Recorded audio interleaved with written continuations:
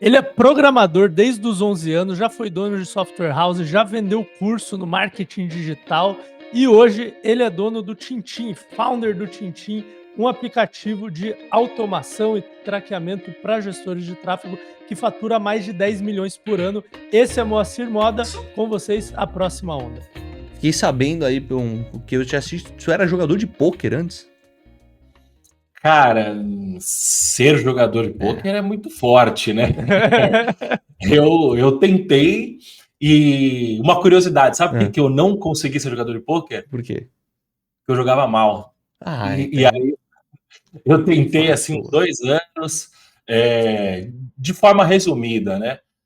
Cara, comecei a programar com 11 anos de idade, com 17 entrei na faculdade de programação. Graças a Deus, o que eu gostava de fazer era o que eu gostava de fazer quando criança, é o que eu faço até hoje, né? Programo menos do que eu gostaria hoje em dia, não programo quase nada, pra falar a verdade, mas foi minha profissão, né? Graças a Deus. Só que quando eu comecei a trabalhar no mercado de tecnologia, eu fiquei 2, 3 anos, eu falei, cara, esse mercado é horrível. É um mercado que é tudo para ontem, eu tenho que sempre trabalhar até 10, 11 horas da noite, eu tô sempre tomando come de chefe porque a gente não entrega o que precisa, ao mesmo tempo quando entrega não funciona, quando funciona não era o que queriam, tem que mudar.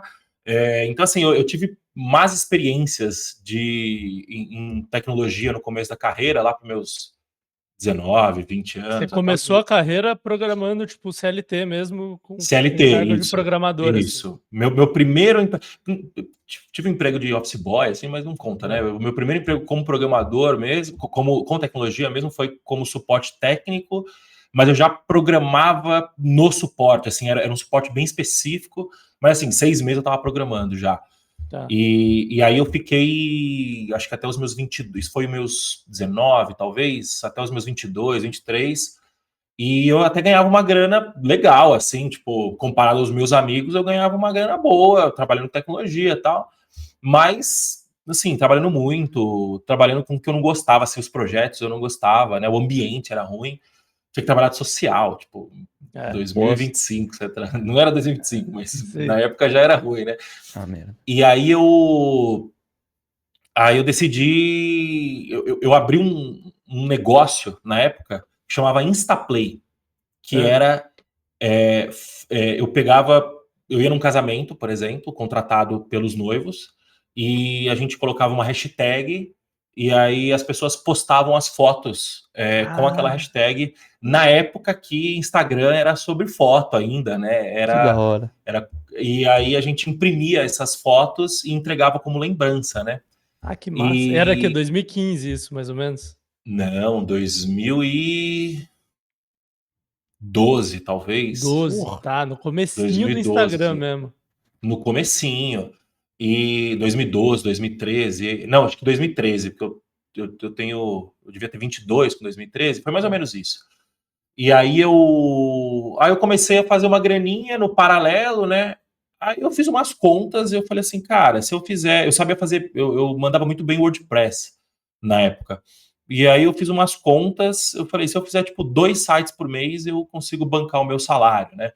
Tava errada a conta, eu fiz a conta só pensando no salário mesmo, mas pedi as contas, e só que o que eu queria, na verdade, era virar jogador de pôquer, né? Voltando na pergunta, eu dei toda essa volta para contar que o que eu queria era virar jogador de pôquer, porque eu falei, porra, eu sou de exatas, pôquer é matemática. Sabe fazer conta de cabeça ali. Sei fazer conta de cabeça e não tinha a mínima ideia que pôquer não é isso, né? Pôquer é muito mais sobre aguentar pressão e ler padrão, né?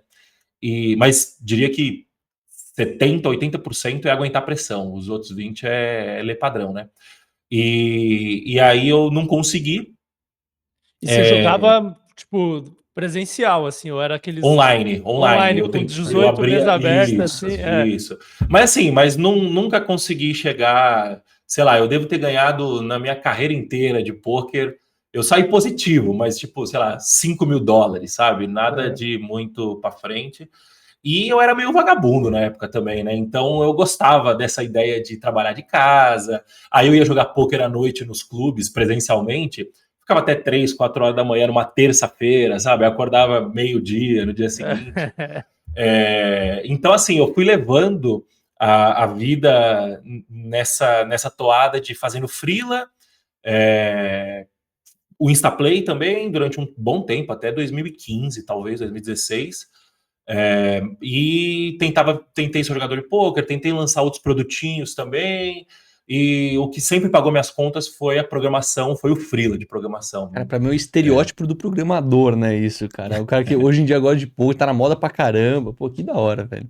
Não, o Moa, Johnny, é um cara que pra mim é inevitável ter sucesso, velho. Porque ele tem várias coisas que o cara de sucesso tem. Começou a trabalhar com 11 anos, né? Já é uma parada. Trabalhar não, né? Comecei a programar com 11 anos. Mas aprender um negócio que foi útil pra carreira, assim. E fui autodidata 100%, tipo, né? Com 21 anos, você já tinha 10 anos de experiência de programação. Tipo, tá muito na frente já. Aí, cara, o cara sabe vender, que teve a sua jornada no marketing digital também, né? Sabe programar, sabe fazer software e é jogador de pôquer, cara. Que se você for ver vários caras de sucesso aí, você vai ver os caras começaram jogando pôquer, não sei por que tem esse padrão, cara. Que loucura. Mas o jogador de pôquer, cara, foi muito mais uma tentativa do que uma carreira, assim. Eu não colocaria no meu currículo que eu fui jogador de pôquer. Mas você não acha que ajuda a empreender, cara? Tipo, esse negócio de pensar em risco, em quanto que eu tô apostando, quanto que é o prêmio, não sei exatamente. Ajuda muito, assim, tipo... eu tenho alguns amigos que eu conheci, inclusive depois, assim, na carreira, né? Que foram jogadores profissionais de pôquer. Eu tenho amizade com um jogador profissional de pôquer em específico até hoje. E o que eu vejo, assim, que é muito foda do pôquer é a tomada rápida de decisão. Você tem que tomar decisão, tipo, principalmente quando você está jogando online, né? Você está olhando 10 telas, você tem que tomar decisão muito rápido. Você tem que tomar decisão sem ter todas as informações. Isso é muito foda, porque você nunca vai ter 100% das informações, e eu acho que o empreendedorismo... acho que é o Flávio Augusto, se eu não me engano, que fala que empreender é você ter visão, coragem e competência. E visão é muito sobre isso. Visão é você enxergar o que outras pessoas não estão enxergando. Só que você não vai enxergar completo, você entendeu? Você vai enxergar fragmentado e você vai ter que tomar uma decisão baseado nesses fragmentos. E aí você vai ter que inferir outras coisas para poder tomar essa decisão. E o pôquer é exatamente sobre isso, né? O pôquer é você... Basicamente, você vai ver o que está ali na mesa, você vai ver a jogada que o cara fez e você vai ver o padrão de comportamento dele no passado e vai reduzindo o leque de opções, né? De tipo, pô, o cara vai jogar, ele, sei lá, abriu um flop que você vai ter uma possibilidade de 10 mãos que o cara tem, 15 mãos. Aí você vai pensando, pô, mas ele fez isso, então talvez ele não tenha essas.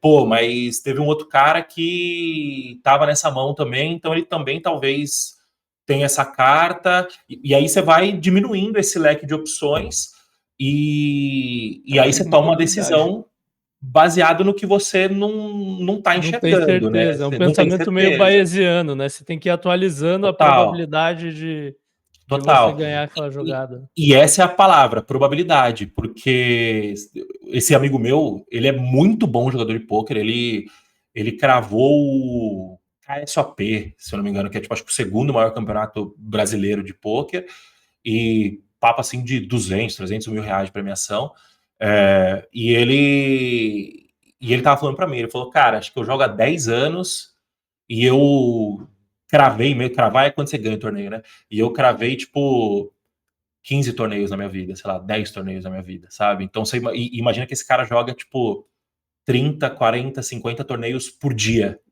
durante 10 anos. Cara. Tá ligado? Então, assim, é muito, muito, tudo muito isso, pequeno. 30 por dia.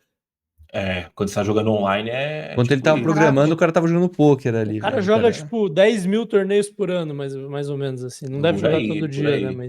Por aí, mas vai, de 5 a 10 mil, 5 mil acho que é bem factível, se o cara tiver... Cara, é uma profissão, é um atleta, assim, é um atleta da mente, Não sei se você já ouviu falar do André Akari, ele foi um dos maiores propulsores do pôquer aqui no Brasil. Eu já ouvi esse nome. Da hora. E ele defendia que o pôquer era um esporte da mente, assim, tipo, ele trabalhou durante anos para tentar limpar a imagem do pôquer, né? Tirar essa imagem da sala esfumaçada, do avô que perde a fazenda Cara, na mesa, a sabe? galera fala que xadrez é esporte, eu não concordo.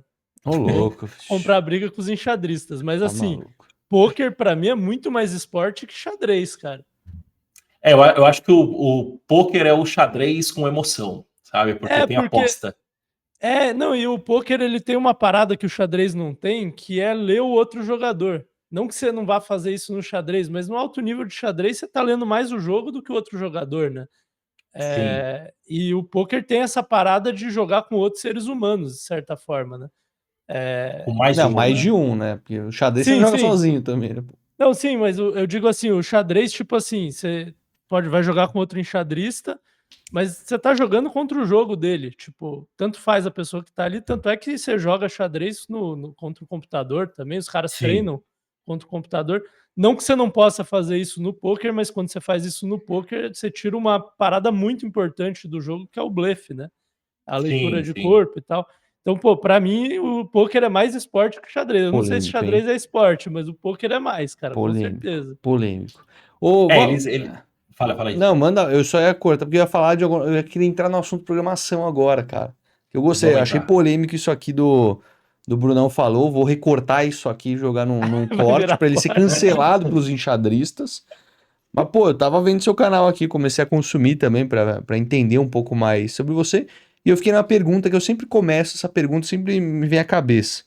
Hoje tu curte mais programar ou criar conteúdo? Cara, eu não programo. A última. Ou tecnologia, né? Tipo, você curte envolver com a empresa ou criar conteúdo? Cara, são gostos diferentes, assim. Eu gosto muito de criar conteúdo. Eu não crio conteúdo profissionalmente, digamos assim, né? Então, assim, eu não vivo de conteúdo. Então, eu gosto por causa disso, provavelmente, né? Porque se eu tivesse que viver, se eu tivesse que ficar engajando, eu talvez não seria a melhor pessoa para isso. Acho que no máximo eu contrataria um social media para fazer esse trabalho para mim, sabe? Mas eu gosto do conteúdo longo, eu gosto do conteúdo de valor, sabe?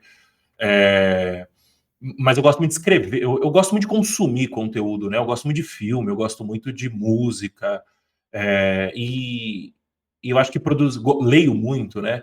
E eu acho que produzir acaba sendo uma consequência, sabe? Eu sempre gostei muito de falar também, sempre gostei muito de me expressar, apesar de ser uma pessoa introvertida, eu gosto de falar sobre assuntos que me apetecem, sabe? Então, produzir conteúdo, eu gosto muito de produzir conteúdo. Mas o seu negócio não depende da produção de conteúdo. Não.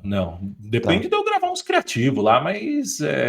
Do orgânico, o YouTube você não foca muito, Instagram também não tá muito no foco ali, constante. Não. A gente até tem uma estratégia. Eu conheci o Bruno, inclusive, com a gente conversando sobre isso, né? O quanto que produção de conteúdo faria sentido no nosso negócio.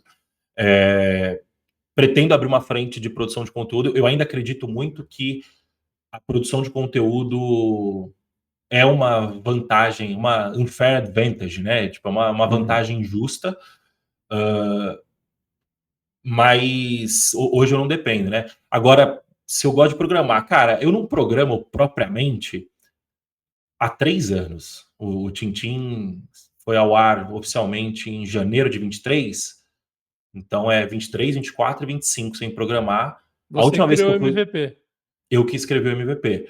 A última vez que eu fui colocar a mão em código, eu atrapalhei a galera, né? Eu falei, não, deixa que eu ajudo vocês, tá? E eu acabei atrapalhando. Programação é uma parada de treino, né? De prática. Tipo, é que nem andar de bicicleta, mas eu vou encostar em código agora, eu vou estar enferrujado. Eu uso muito scriptzinhos assim no dia a dia para otimizar a minha vida, sabe? Então, sei lá, financeiro, por exemplo. Eu baixo o extrato do banco, rodo um script que eu escrevi aqui, ele classifica quase que automaticamente todos os lançamentos, né? Que massa. Então eu uso isso muito no dia a dia. Eu acho que eu sou um melhor gestor por saber programar, mas eu não programo mais hoje em dia. Eu sinto muita falta, assim, cara, principalmente depois desse boom de AI para programação. Eu tô vendo alguns amigos meus falando, cara, o Cloud Code tá surreal. Cara, agora lançaram o Cursor 2.0, agora tem a IA da Gemini que saiu também. Eu confesso que eu sinto falta de programar.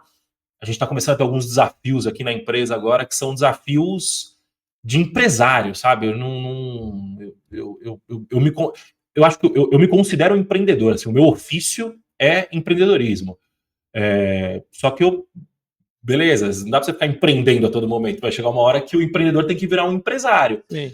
E é chato, é boring, tá ligado? Meu dia é ficar fazendo reunião e ficar cobrando os outros. É basicamente isso. Você é um cara que prefere o 0 to 1 ali do que ir do 0 a 1 do que ir do 1 ao 10, assim. Cara, eu não sei se pessoal, do 0 a 1. Eu não classificaria dessa forma. Eu sou um cara que eu gosto de fazer, sabe? Então, Cara, a história da minha vida é: tem um problema para resolver aqui na empresa, aí eu olho e falo, porra, dá para resolver esse problema dessa forma aqui, usando tecnologia. Muita gente pergunta para mim e pro Brunão como a gente tem ideias de vídeos virais, como a gente escreve esses bons títulos, como que a gente cresceu nossos canais. E acho que uma das grandes ferramentas que a gente pouco fala aqui é do One of a Ten, minha ferramenta predileta, que eu consigo achar vídeos virais do meu nicho. Eu conecto o meu canal do YouTube aqui com o One of a Ten, consigo fazer filtros aqui de vídeos virais do último ano, vídeos longos ou até mesmo shorts, para pegar referências de títulos e thumbnails para eu poder adaptar para o meu conteúdo. Lembrando, a gente não copia, a gente se inspira nesses conteúdos. E aqui é um bom jeito para você filtrar os vídeos mais virais da internet, para você poder trazer um pouco dessa experiência aqui para nós, criadores brasileiros. Eu vou deixar o link de afiliado da One of a Ten aí embaixo para vocês conhecerem um pouco mais essa plataforma que eu utilizo todos os dias. Tem uma condição especial para você que clicar no link, cria uma conta, dá uma chance, faz assinatura mensal lá, vê se te ajuda no seu processo criativo e depois conta o feedback aqui pra gente. Tamo junto? Vamos voltar pro episódio agora. Eu vou um tempinho, vou fazer um side project que eu quero programar. E aí eu escrevo, sei lá, separo 2 horas, faço alguma coisa, e aí eu só vou conseguir encostar nesse projeto 3 semanas depois, porque minha agenda foi completamente tomada. E aí eu tô atrapalhando o time, porque eu poderia ter contratado uma pessoa para fazer isso, ter contratado uma empresa, um terceiro, e o projeto já estaria pronto, você entendeu? Então, eu gosto da engenharia da parada, sabe? Eu gosto de entender, de olhar e falar assim, caramba, então a mensagem, por exemplo, no WhatsApp, né? A mensagem ela vai chegar dessa forma, aí ela vai passar por essa arquitetura aqui que a gente construiu e a gente vai colocar no banco. Eu gosto disso, sabe? Eu gosto do fazer.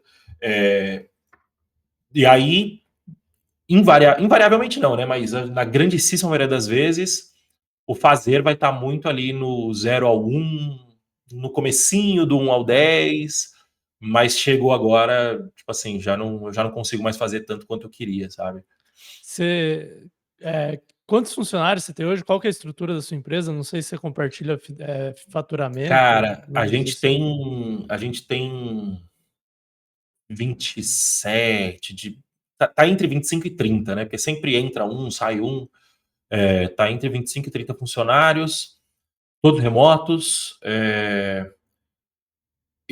A gente tá com MRR de mais ou menos 900 mil por mês de receita recorrente mensal. A meta do ano é 1 milhão. Essa Black Friday vai dizer se a gente vai conseguir bater a meta ou não. Tá rolando agora? Vai abrir oferta amanhã. A gente tá aqui. Vai abrir oferta amanhã.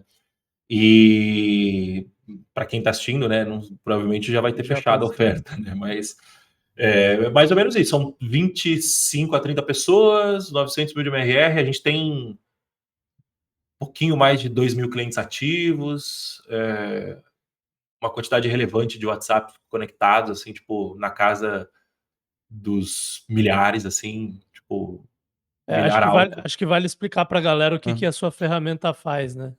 O Tintim, ele identifica e rastreia vendas por WhatsApp. Então, Você imagina que no Brasil, se você quer comprar sei lá, você quer agendar o dentista, você vai agendar pelo WhatsApp, e se você quer comprar uma Ferrari, você vai conversar com o vendedor pelo WhatsApp.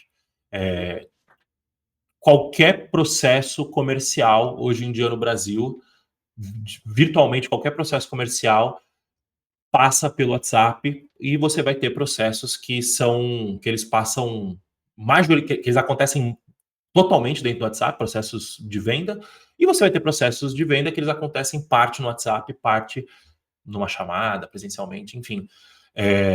E então você tem o Brasil inteiro vendendo pelo WhatsApp, e a Meta e o Google não disponibilizam uma forma simples de conseguir medir quantas vendas estão acontecendo a partir das campanhas que a gente sobe nessas plataformas.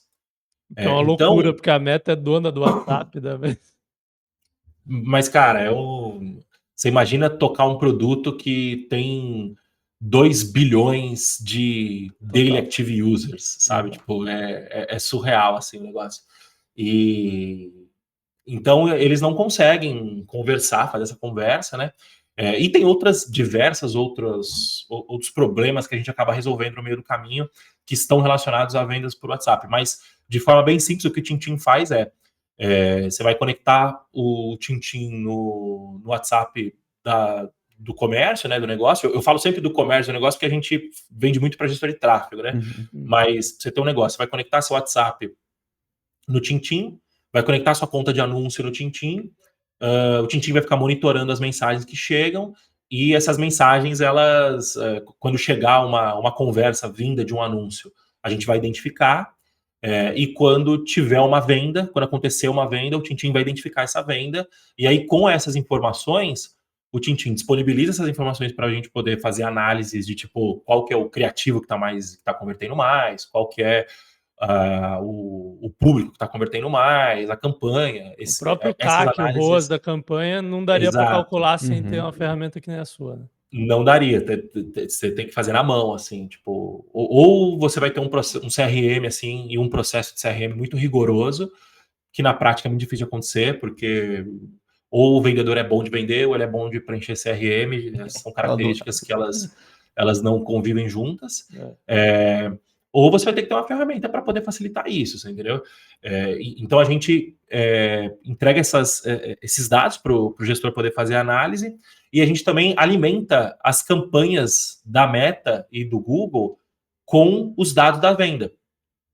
Porque a campanha de tráfego pago, né? O que a Meta é um algoritmo, né? Então, tipo, o mesmo algoritmo que... Não o mesmo, né? Mas o mesmo princípio do algoritmo que eles usam para poder mostrar o que você quer ver, o Reels que você quer ver, o Story que você quer ver, é um algoritmo também que vai mostrar o que você quer comprar. Ele vai identificar o que você quer comprar, né? E para ele conseguir fazer essa identificação, a Meta precisa receber sinais, né? Então, esses sinais antigamente era a própria Meta que coletava tudo. Então, você instalava lá o pixel, que o pessoal chama, né? O pixel da Meta no seu site, e a Meta coletava esses sinais automaticamente. Veio uma parada que foi a atualização do iOS 17, se eu não me engano, que o pessoal da Apple virou e falou assim, ó, acabou a brincadeira, você não vai ver mais, vocês não vão ter mais dados aqui da gente. E aí começou toda uma corrida, o Google, mês sim, mês não, falando que ia tirar os cookies de terceiro, aí veio o LGPD e o caramba, então ficou muito mais difícil coletar esses dados. Então o TinTin, ele é uma alternativa, não tem forma... Hoje em dia tem uma forma nativa lá da Meta que funciona muito mal, então assim, até um tempo atrás não tinha uma forma nativa de você fazer isso, e o TinTin pegava os dados da venda, os dados da pessoa que comprou, né, e enviava de volta tanto para a Meta quanto para o Google, otimizando essas campanhas, né, então enviando melhores sinais para essas campanhas venderem mais, de forma... Me tira uma dúvida ali de negócio, que eu tive muitos amigos que empreenderam fazendo algumas funções para WhatsApp e tudo, e a sua bem mais parruda, obviamente, até uma estrutura de empresa. Cara, se a Meta ela decide pegar essa funcionalidade e fazer nativamente bem feita, vamos supor que eles decidem investir o tempo nisso. Como você se prepara como empresa, como empreendedor, tomando decisões para que o seu produto não seja substituído, ou que você tenha outras funções para criar essa vantagem contra a própria Meta? É uma coisa que passa, tipo, no dia a dia, que vocês pensam, ou é uma coisa que, tipo... Cara, você tem tem o princípio e tem o que acontece na prática, né? O que acontece na prática é que essas empresas são muito grandes e, invariavelmente, em algum momento eles vão resolver esse problema, mas eu enxergo que está longe deles resolverem ainda, sabe? Assim, de não é prioridade. Tipo... Não é prioridade. Até é prioridade, né?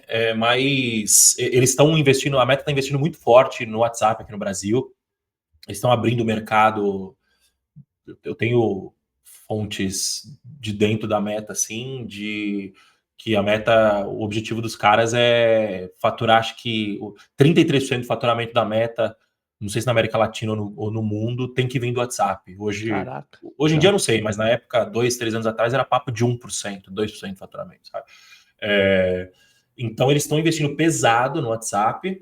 É interesse deles resolver esse problema, mas é muito difícil resolver, esse é o primeiro ponto. E o segundo ponto é que não é só a Meta, né, de publisher, de plataforma de anúncio, né, perdão.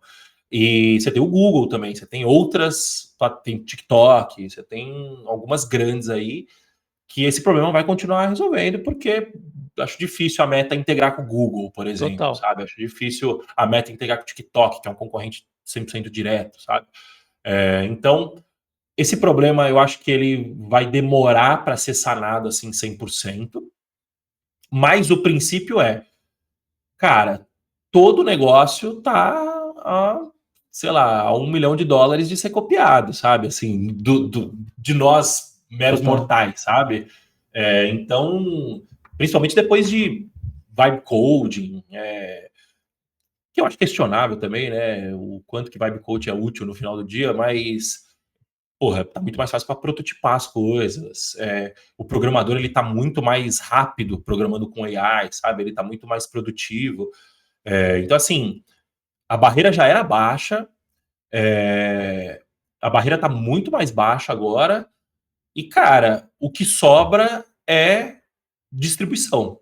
Então, assim, é a sua capacidade de vender. Tem um amigo meu que diz que a única coisa que vale de verdade hoje em dia, o Rodrigo da Reportei, são dados e marca. Você entendeu? Então, é o trabalho de você construir uma marca sólida, uma marca conhecida. Tem uma questão de dados também, a gente tem muito dado aqui no Tintim, né?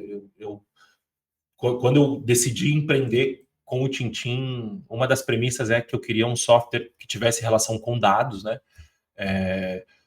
Então, eu tenho os dados das campanhas e tenho os dados das conversas, né? Então, a junção desses dois dados me faz eu ter dados proprietários, né? Então, os dados eles são importantes e, cara, marca é distribuição.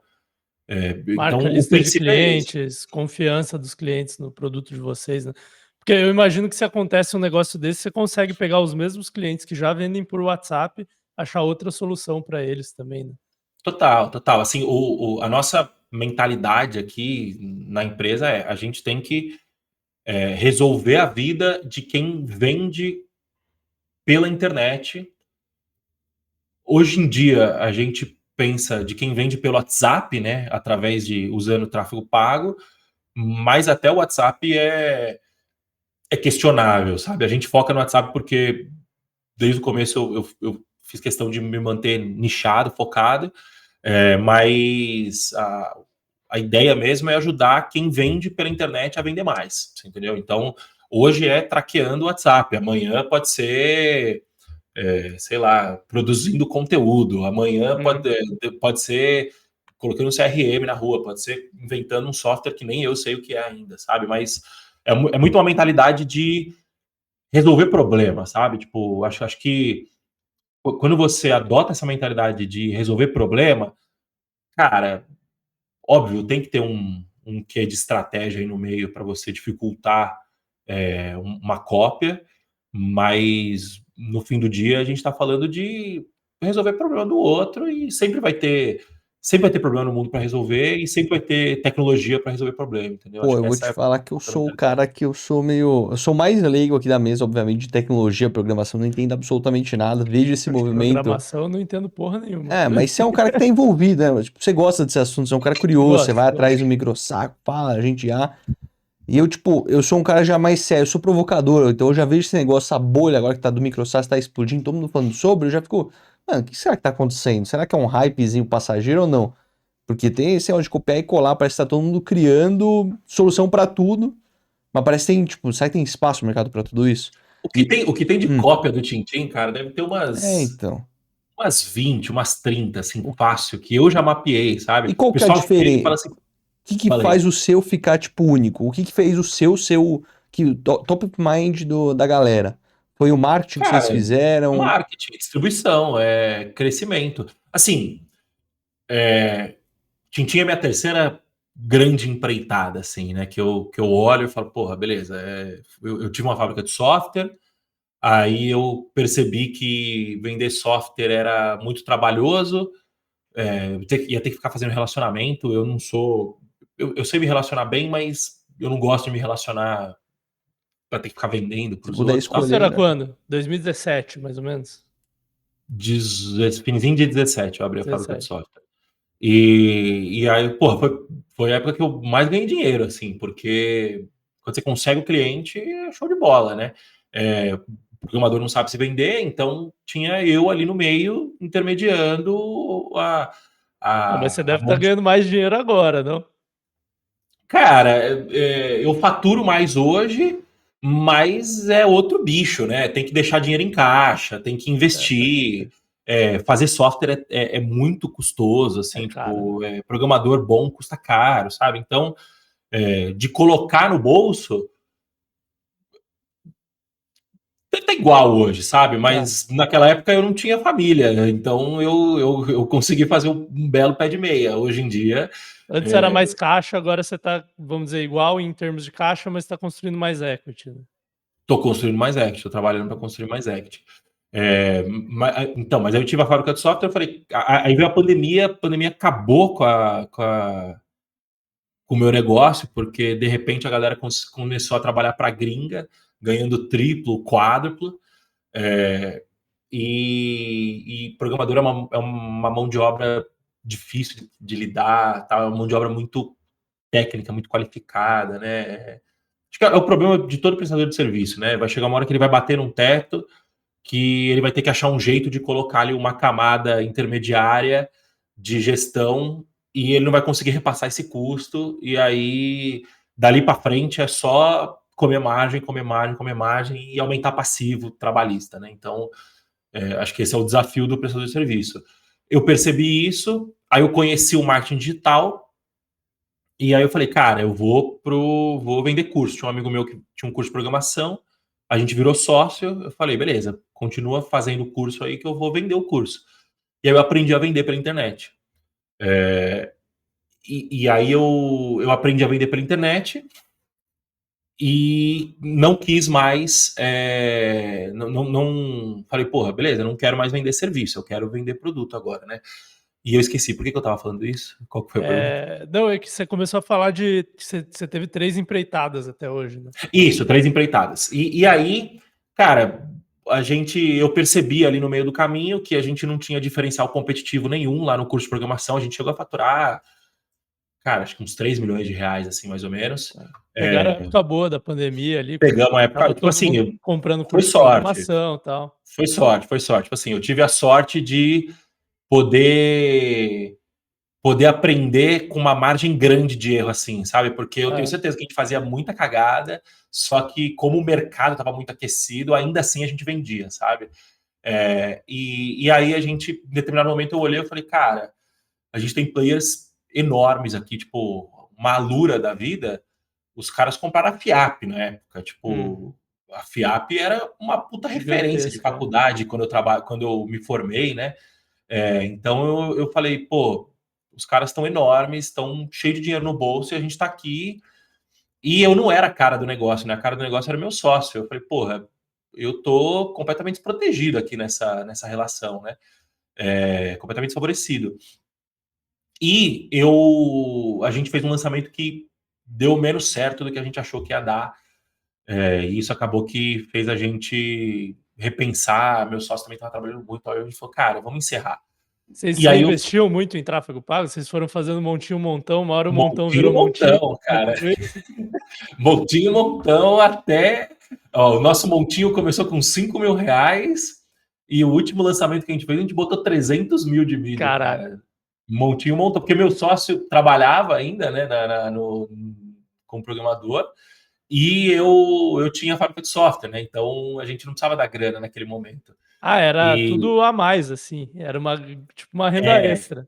Era uma renda extra. Eu dedicava muito mais tempo a esse projeto do que a fábrica, né? Mas a gente tinha esse privilégio de não precisar dar grana ali na hora.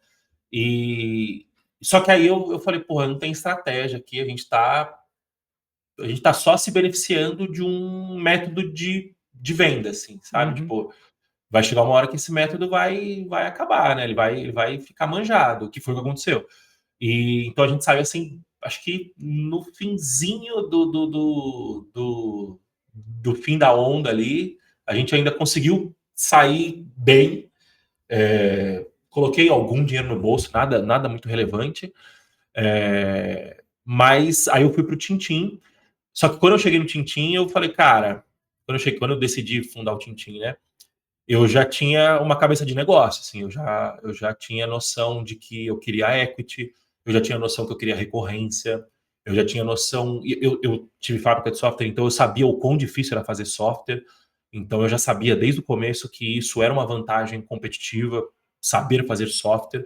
O problema que o Tintim resolve, você aprendeu também na época do curso, provavelmente. Na época do curso. Você fazia tráfego, vendia por WhatsApp e falava, pô, não tá traqueando direito. A gente não vendia por WhatsApp. Foi o seguinte, eu tinha um consultor que ele ajudava a gente basicamente a botar a casa em ordem. Assim, a gente era...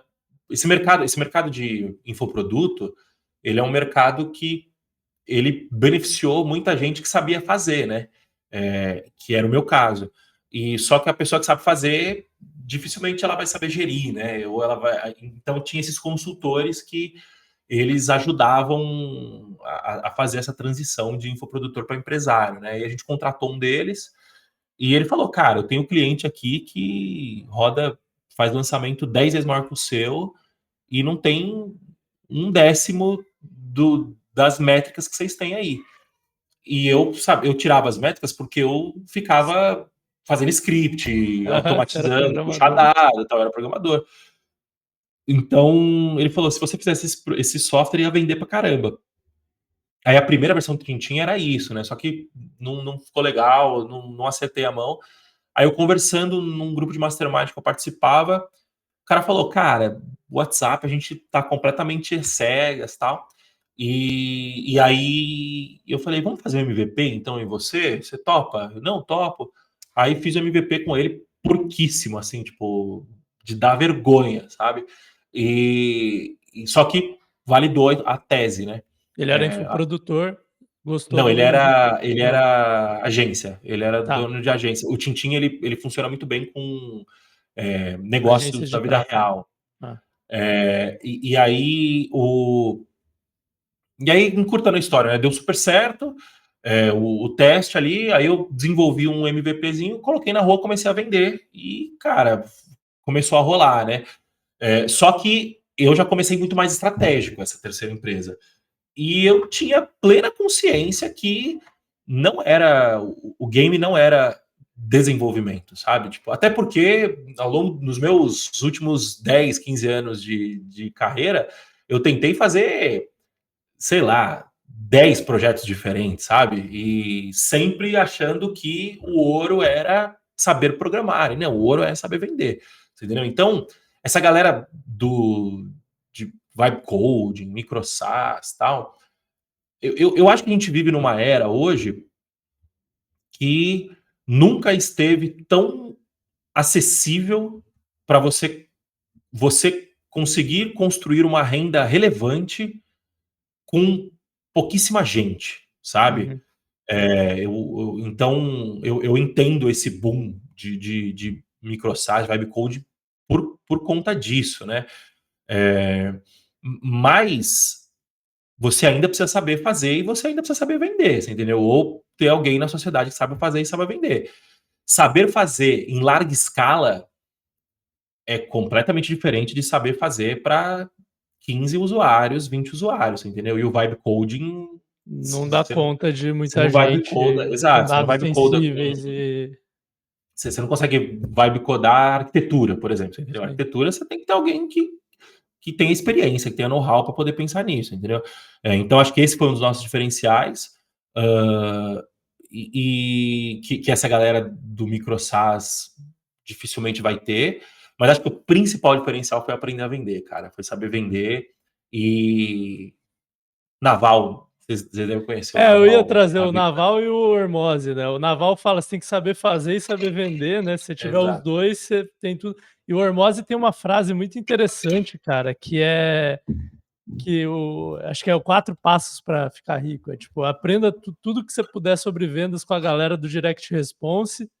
Aí esqueça tudo que eles falam sobre todas as outras coisas. Aí Isso. aprenda a fazer produto com a galera do Vale do Silício, e aí você junta os dois. E pelo jeito você tem um pouco dos dois, né? Ou bastante dos dois, né? Você aprendeu a fazer software na fábrica de software, aí você aprendeu a Isso. vender no marketing digital, aprendendo a vender curso mesmo, né?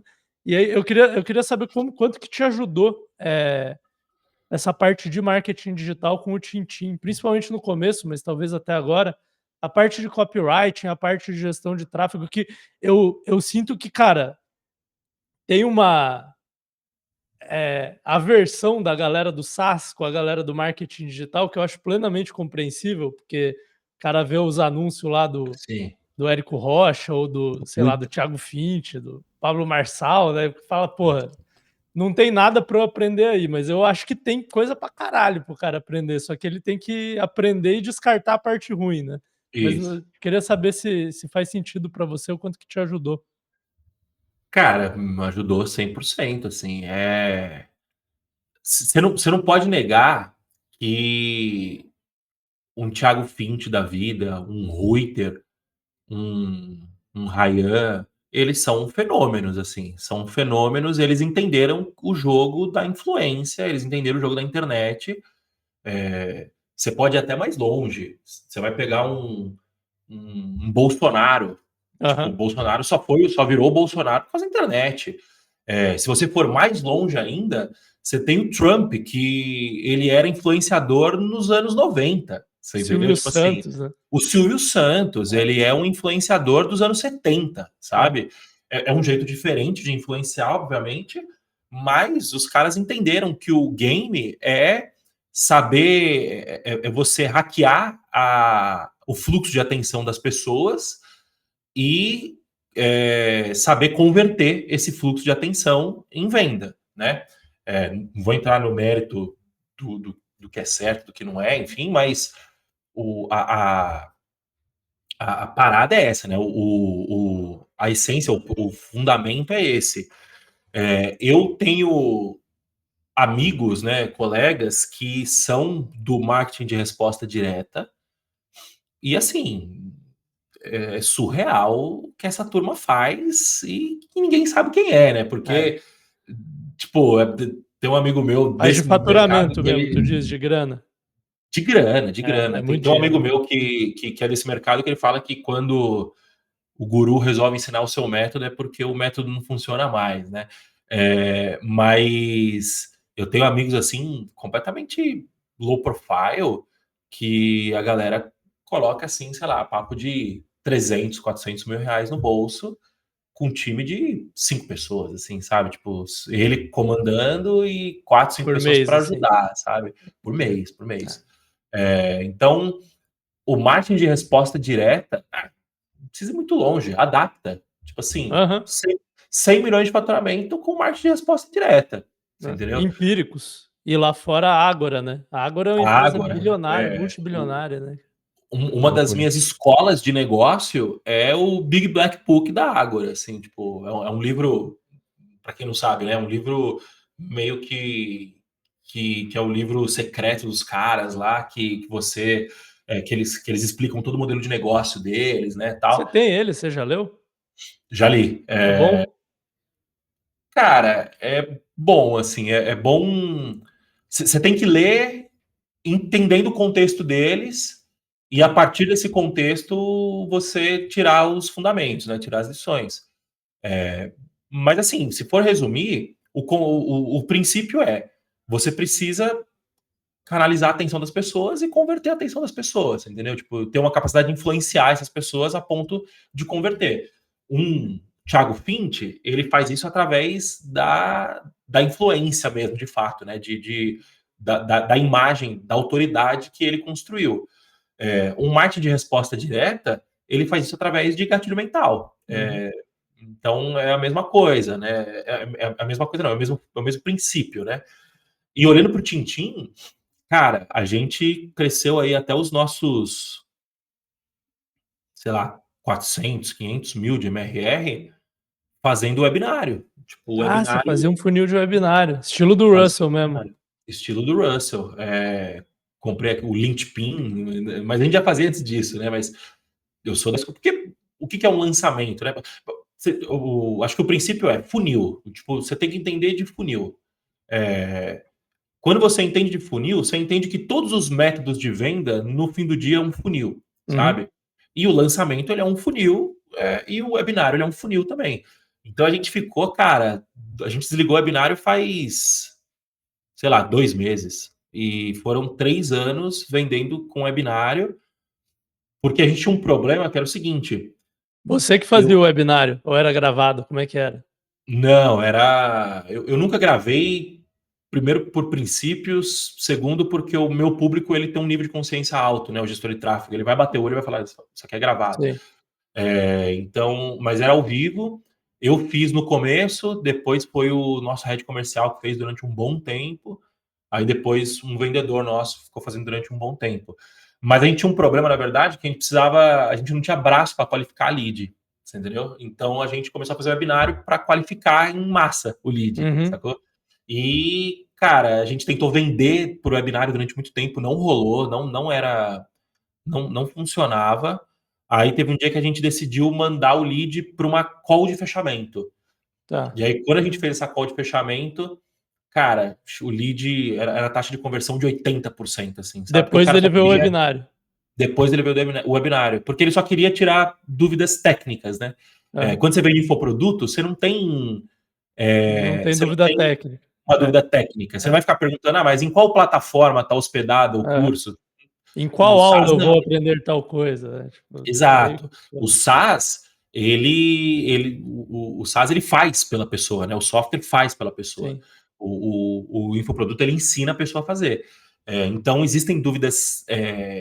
não vou nem falar de técnica, né? Mas dúvidas de operação, né? Da parada. Será que vai integrar com o meu CRM? Será que funciona para o meu cliente que é restaurante? Sei lá, os negócios assim. Daí você tem um vendedor, provavelmente account, que vai fazer tudo isso ali dentro. Já tem estrutura de vendas, assim, também? Ou tudo que vem? Tipo, você prospecta que nem o SDR, assim, esse tipo também de... Não, hoje o que a gente faz, a gente desligou o webinário, eu tô querendo ligar de volta, inclusive. Eu ia perguntar se parou de funcionar, ou por que desligou? Parou de funcionar porque a gente levou meio nas coxas, assim, né? Porque no fim do dia, o que você precisa? Você precisa de uma máquina de geração de demanda e uma máquina de conversão de demanda.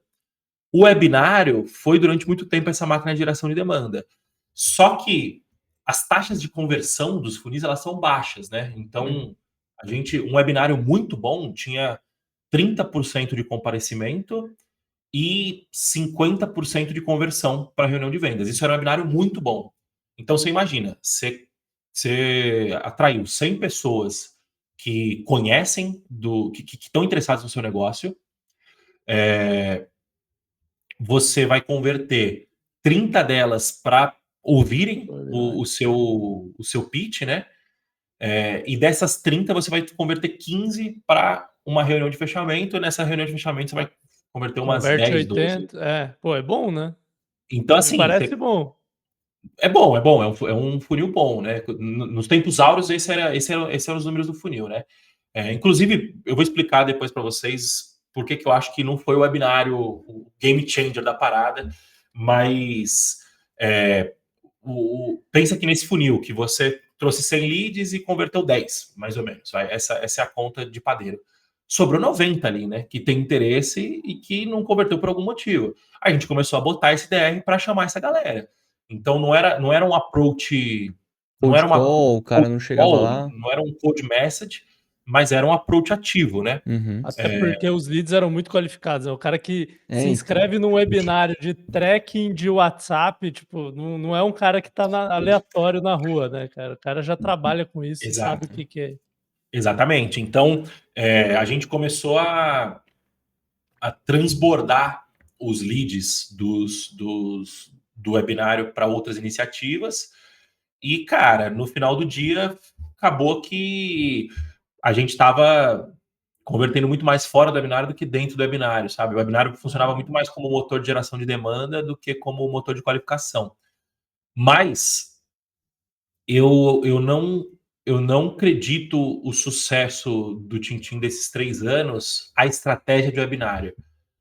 Eu acho que o sucesso mesmo veio da demanda do mercado, assim, tipo, total. Uma boca a boca ali, uma galera foi se conversando. Cara, a necessidade do mercado mesmo, sabe? Tipo, era um mercado que precisava muito dessa solução e a gente teve a sagacidade de acertar, a sagacidade barra sorte, né? Acho que teve bastante sorte aí no meio do caminho, mas de acertar o timing, sabe? De, pô, tem uma galera precisando, você tem um Pedro Sobral da vida que formou, sei lá, 100 mil gestores de tráfego, esses caras, não vai todo mundo vender para infoprodutor, que é o filé do tráfego pago, é infoprodutor e e-commerce, né? Esse é o filé do tráfego pago. Você não vai Mas a ter maioria faz negócio local, que é o que mais negócio tem no local. Brasil, né? E negócio local faz WhatsApp, entendeu? Então a gente esbarrou assim com esse mercado gigante e com a dor super latente, cara. E pra vocês terem uma ideia, a proposta inicial do Tintim era rastreio, né? Eu descobri que a galera não queria rastreio, a galera queria saber se estava tendo venda ou não. Então, ou seja, é um negócio muito mais primitivo até, né? muito mais primitivo, você entendeu? Então, a gente teve um timing ali muito bom, um product market fit muito rápido. E, cara, o webinário foi muito mais uma tacada de eficiência do que uma tacada de estratégica. Vou fazer uma pergunta para você e pro Brunão agora. Que daí eu quero ver só para ver se o conceito ficou claro na minha cabeça. Mas ter um bom produto e entrar no mercado com um time muito bom sempre será superior a um canal de geração de demanda e geração de conversão bom? Qual é a sua visão? Opinião aí, Bruno? Cara, assim, minha visão é que não dá para você ter um canal de conversão com conversão alta se você não tiver um bom produto, um bom mercado. Tipo, mas você não consegue gerar muito lead para um produto mais ou menos? Não, consegue, mas aí você vai converter pouco, né? Acho que não é questão do produto ser mais ou menos ou não, porque o cara só vai ver o produto depois que ele compra, né? Acho que a questão é de ser uma dor latente e mal suprida no mercado. Tipo, por exemplo, você meteu um produto para jogadores de pôquer hoje. Eu acho difícil colar, cara, porque passou um pouco essa onda de jogadores de pôquer, já tem muito produto para esses caras, que foi feito lá nos tempos áureos, né? E talvez alguns se mantiveram, outros não. Tipo, o que eu ouço do Moacir é, ele pegou uma onda de... Você começou em 2022, o Tintim? 23, oficialmente janeiro 23. Foi, cara, logo depois do Sobral começar a formar gestores de tráfego em massa. Tipo, se você tivesse feito o Tintim em 2019, provavelmente não ia dar certo. Não, sem dúvida. Né? Ia esperar até 2022 para dar certo. Só que você pegou o negócio, quando os caras estavam sendo formados, estavam com esse problema. Começou a ter funil de WhatsApp também, porque em 2020 já tinha gestor de tráfego, mas tinha muito pouco funil de WhatsApp, né, sendo usado. Sim. A galera fazia a venda mais... O lead era muito barato, a galera vendia no checkout ali. Sim. Então você pegou um problema caro, né? Porque o cara tá jogando dinheiro, nem sabe se está vendendo, na hora certa, com produto bom.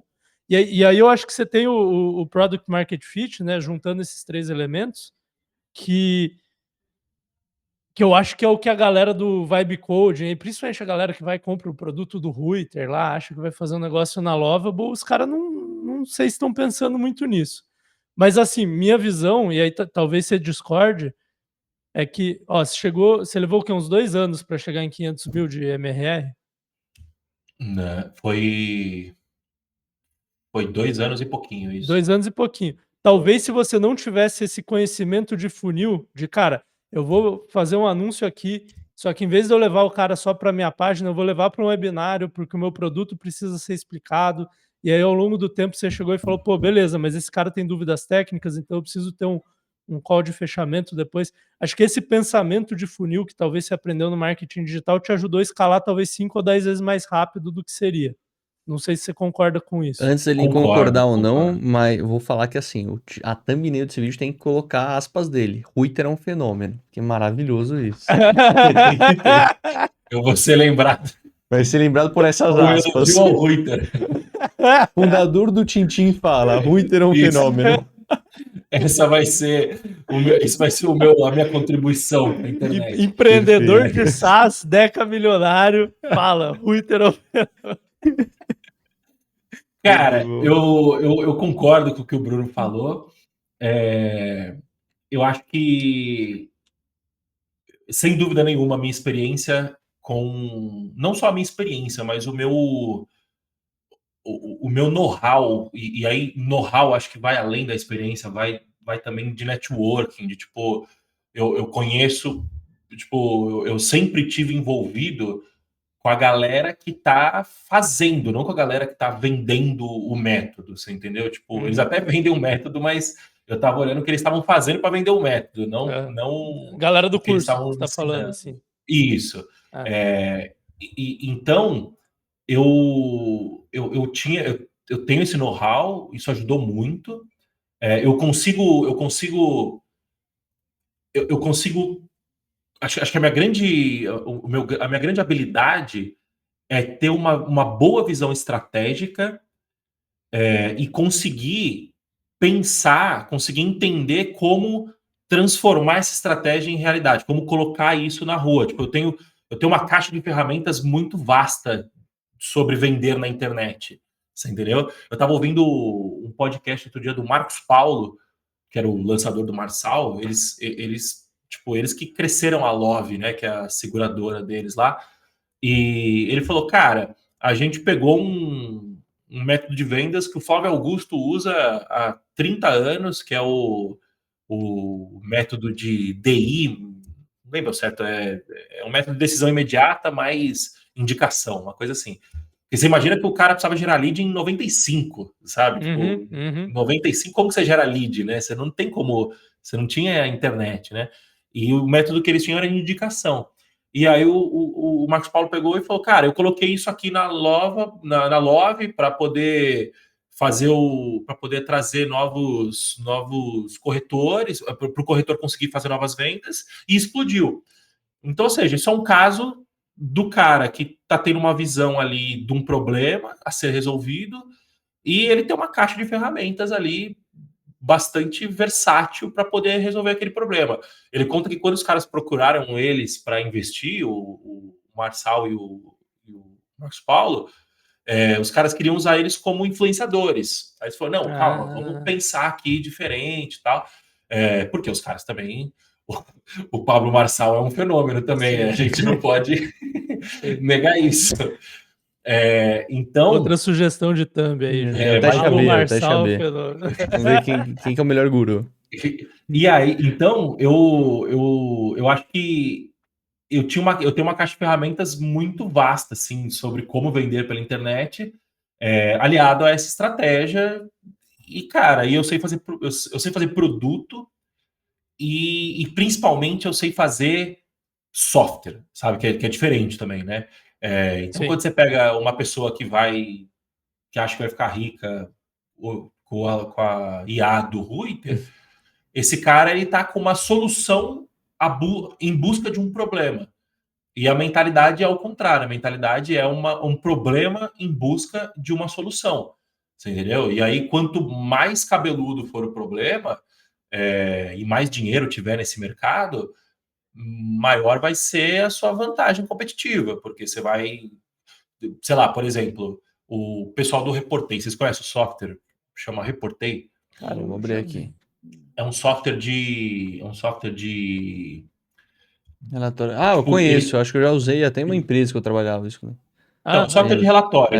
Ele vai conectar nas ferramentas e baixar os dados das ferramentas e montar um relatório para você.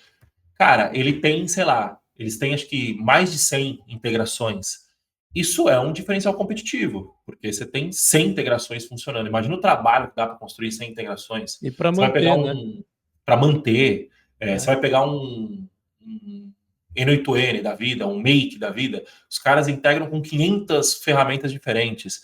Isso é um moat, né? Isso é uma vantagem competitiva. Então, eu acho que eu tinha essa visão, eu tenho essa visão até hoje. E, cara, a gente montou um time bom também, né? Que também é hiper relevante, né? Então, se a gente for voltar lá no começo, visão. Cara, eu não vou falar para vocês que eu tive uma puta visão de WhatsApp. Eu meio que tropecei no problema. Não, mas eu vou te defender nessa. Você. Beleza, você teve primeira visão. Cara, vai se vender cada vez mais por WhatsApp no Brasil. Isso talvez fosse meio óbvio. Ainda assim, era uma visão.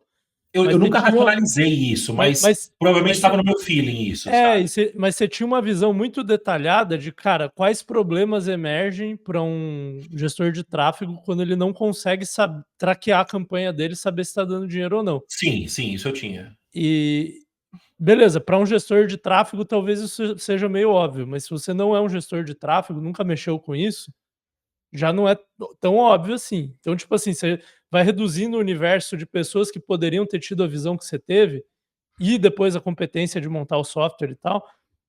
Não é tanta gente no Brasil, cara. Não, eu concordo. Que a minha esposa fala, né, que eu tenho meio complexo de vira-lata, de falar assim, de não ter o mérito das coisas. Eu não. Teve poucas coisas assim que eu racionalizei no processo, sabe? Então, tipo, por exemplo, uma racionalização foi dados, eu quero software com dados. Outra racionalização, mercado digital, gestor de tráfego. É um mercado que está crescendo, é um mercado grande. Circula muita grana. A galera tá investindo cada vez mais na Meta e no Google, e isso não vai parar tão cedo. E sempre, tipo assim, enquanto o mundo existir, vai ter lugar para você comprar mídia e vai ter gente vendendo mídia, entendeu? Então, e cada vez mais de forma online. A Globo agora tem o Globo Ads, por exemplo, você entra lá e faz uma campanha. Então, isso foi racional. O WhatsApp, eu tropecei no problema, mas como eu tenho um bom repertório, tipo assim, tem livro que eu li em 2018, 17, que falava sobre estratégia, que na época eu não usei para nada, mas, cara, tá no background aqui rodando, você entendeu? Então, eu fico lendo bastante, como eu leio muito, como eu ouço muito podcast, eu tô alimentando o meu repertório.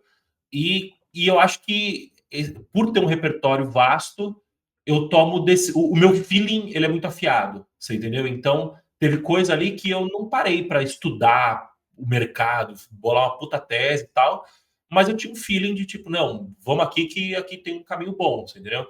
Então, acho que o mérito é esse, sabe? O mérito é eu ser bem consistente. Uma pequena pausa para falar do Clube de Criadores, um ecossistema completo que vai formar os novos criadores de conteúdo da próxima geração.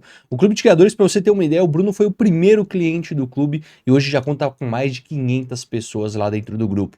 Lá é um ecossistema completo, vai ter desde aulas para te formar como um creator, também grupos do WhatsApp, onde eu vou analisar o seu vídeo, vou estar próximo de você para te transformar num criador. Lá você vai conhecer outros creators do seu nicho e para você não criar e ter essa jornada muito solitária.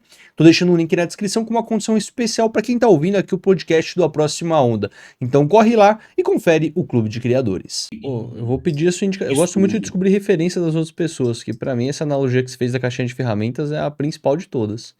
O que você consome de bom aí, de uns podcasts, uns livros que você curte aí pra indicar pra mim, pra galera, pra aprender mais? Cara, livro é foda, assim, porque cada livro marca, assim, num momento diferente, um jeito diferente.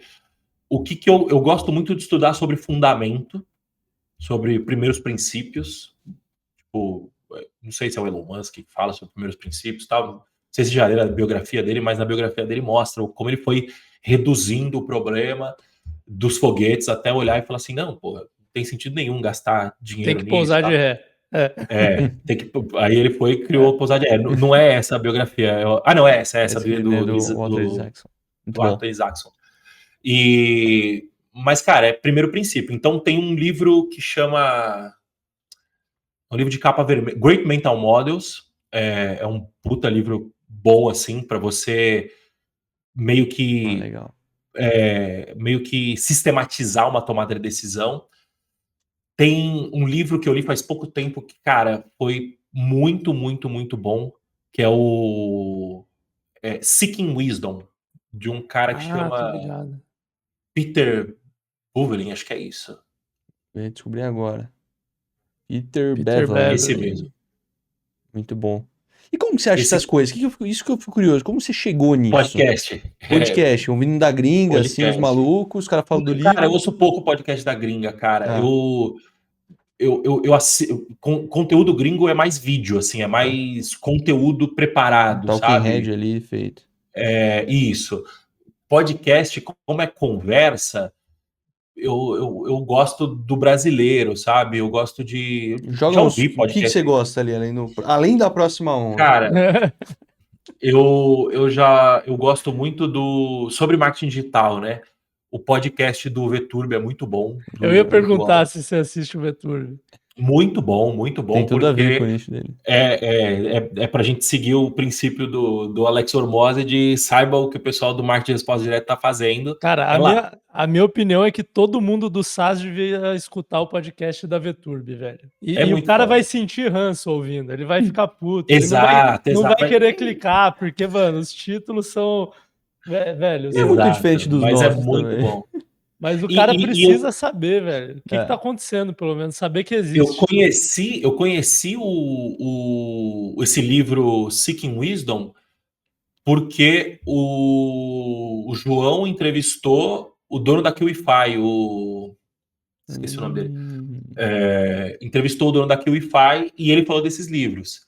Ele falou do Seeking Wisdom, ele falou tem um outro livro do Peter Bevelin também que dizem que é bom. Eu só li esse, mas tô para ler os outros. Cara, gosto muito de ler o que o Warren Buffett escreve, gosto muito de ler o que o Charlie Munger, principalmente o Charlie Munger modelos mentais, né? Escreveu, né? O Charlie Munger já morreu.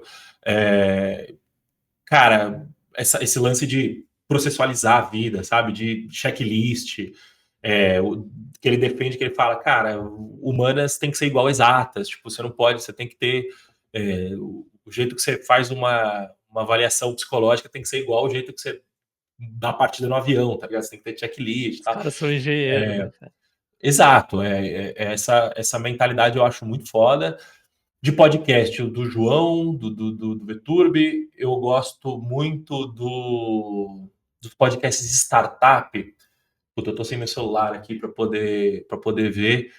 Tem o podcast do Ricardo da Hamper, que é o Startups and Downs. Não é tão hypado assim o podcast. Cara, é basicamente um diário dele, tipo, o Ricardo, que é o CEO da Hamper. É legal pegar esse feedback, esse pequenininho, eu acho muito legal esse. Cara, assim, eu ouvi todos, são 100 e... Mentira, vai. É muito bom. Os 100 primeiros eu ouvi. Cara, é bom porque você tem tipo entre aspas, um brother construindo uma empresa, tá ligado? Ele foi falando, o Ricardo deve estar, sei lá, 4, 5 anos na minha frente, e ele foi contando todos os downs, né, da jornada dele. Da jornada dele, entendeu? Então me ajudou muito. O nosso CFO hoje trabalhava na Hamper antes, sabe? Tipo, eu acabei fazendo amizade com ele por causa do podcast. O que faz a empresa dele, perdão? É uma suíte de marketing e vendas. Tipo, acho que faz automação de marketing e CRM para vendas. Eu utilizava isso quando eu trabalhava. Não sei se é um CRM, ele faz da prospecção ali, de geração de leads ali dentro, ele faz bastante. Aí evoluiu para além da prospecção, fazer automação de Já tem um marketing CRMzinho agora. e CRM junto, entendeu? Que legal. Na época eu conheci, era só da prospecção B2B. Então, a tese dele era... ele remontou a tese dele e foi atrás de grana para conseguir comprar o software de automação e o software de CRM para poder fazer a oferta completa. E ele conta isso no podcast dele, sabe? Que legal. Puta conteúdo de qualidade, sabe? Ouvi depois. Muito bom. Bela indicação, hein? E aí eu vou entrar na próxima pergunta agora, que acho que a grande polêmica, a gente ouviu várias visões completamente diferentes, porque quem assiste nós aqui, eu sinto que tem uma galera muito jovem ainda que curte essa estética do jogador de pôquer, do programador, do criador de conteúdo, mas nunca sabe a ordem, acaba se embananando todo de o que eu aprendo primeiro, qual que é o caminho que eu devo seguir. Eu fui para a criação de conteúdo primeiro, você foi para a programação primeiro. Que caminho que você hoje daria essa dica aí pro jovem, para ele aprender primeiro? É saber vender ou saber construir primeiro? Depende do objetivo, né? Qual que é o objetivo? É ganhar dinheiro rápido? É longo prazo? Eu acho que assim, eu vejo que a visão do jovem hoje é um cara ambicioso, não é um cara que quer trabalhar para uma empresa. Até vi seu vídeo, achei polêmico isso aqui, né? De quer crescer rápido, não produza conteúdo. Gostei da tese, mas eu tenho uma discordância. Eu acho que saber criar conteúdo é muito importante. E também tem um outro que você fala um pouco da sua jornada, enfim. Eu só queria entender, porque sobre o cara ser CLT ou empreender, que tá tudo bem você prestar serviço para os outros, trabalhar numa empresa. Sim. Mas eu vejo que a galera que segue aqui é uma galera muito ambiciosa. O cara quer ter empresa, quer ser um cara mais visionário, CEO de empresa. Então, para esse moleque ter essa visão, esse cara ainda não bateu a realidade na portinha dele ainda. Pensando de forma estratégica, né? Eu acho que a melhor forma de começar é você prestando serviço, e aí seja prestando serviço CLT, vendendo suas horas. Cara, bem ou mal, o caminho que eu fiz, que foi completamente não planejado, eu acho que é um excelente caminho, assim, eu comecei como CLT, eu aprendi o ofício, aí eu comecei a prestar serviço, que eu percebi que eu conseguia trabalhar com mais de um cliente, e eu comecei a ganhar mais dinheiro. Você não precisa pedir aumento, você pode conseguir um cliente a mais. Exato, tem uma alavanquinha a mais ali para... Aí depois eu fui para o próximo nível, que foi... eu não estou conseguindo absorver toda a demanda, então eu comecei a contratar gente, e aí sim eu fui aprender a vender em escala, né? Então, essa trajetória, eu acho que é uma trajetória boa. Tem uma outra trajetória que eu acho que ela é melhor ainda que a minha, que é você separar a sua carreira em dois grandes blocos, os seus primeiros 20 anos em dois grandes blocos. Que nos primeiros 10 anos você coloca toda a sua energia e todos os seus recursos financeiros em aprender, e nos seus próximos 10 anos você coloca toda a sua energia e todos os seus recursos financeiros para ganhar dinheiro de fato. E a melhor forma de você fazer isso é trabalhando numa empresa que está crescendo muito rápido, e sendo estratégico dentro dessa empresa, né? Tem um amigo meu, Gabriel Mineiro, não sei se vocês conhecem, do Growth Leaders Academy, um ótimo conteúdo também para seguir. Ele fala isso, né? Que ele entrou na RD Station, ele foi o 20º funcionário da RD Station. E quando ele saiu de lá, a RD tinha, sei lá, 500 funcionários, chuto eu, não sei, mas tipo, ele saiu uns 2 anos antes do exit, sabe? Tipo, tinha ação, inclusive. Ganhou uma grana. Deve ter botado uma grana no bolso. E o que ele fez foi isso: foi 10 anos numa empresa de alto crescimento, sendo relevante lá dentro, trabalhando igual um camelo, né? Ele fala que o Eric uma vez chegou para ele e falou que ele queria ser sócio. Aí ele falou: tá, só que é o seguinte, para você ser sócio, você tem que entender que segunda a sexta é curva, sábado e domingo é reta. Então você só vai conseguir crescer. Tipo, você vai tirar distância na reta, não é na curva. Você até consegue, mas, cara, a curva é foda. Você tá batendo cabeça com todo mundo ali e tal. Reta, pista, é no sábado e no domingo que você não tem o que fazer, que você não tem gente enchendo o seu saco, você consegue trabalhar tranquilamente. Então, 10 anos da vida do cara trabalhando num ambiente desse, o cara teve a oportunidade de ir pro Vale do Silício N vezes, porque ele teve ele estava ali sendo bancado por uma empresa de alto crescimento. Esse eu acho que é o caminho ideal, assim, sabe? Agora, sobre produzir conteúdo, cara, os benefícios de se produzir conteúdo, eles não acontecem no curto prazo, eles acontecem no longo prazo. É muito longo prazo, entendeu? Tipo, o Bruno, que é um case, cara, meteórico, foi quanto tempo, Bruno? Cara, eu comecei há 1 ano e 2 meses meu canal. E para você, quando você começou a ter uma relevância mínima, o seu conteúdo? Não, foi esse ano, foi, sei lá, em abril, maio, que começou. 10 meses atrás.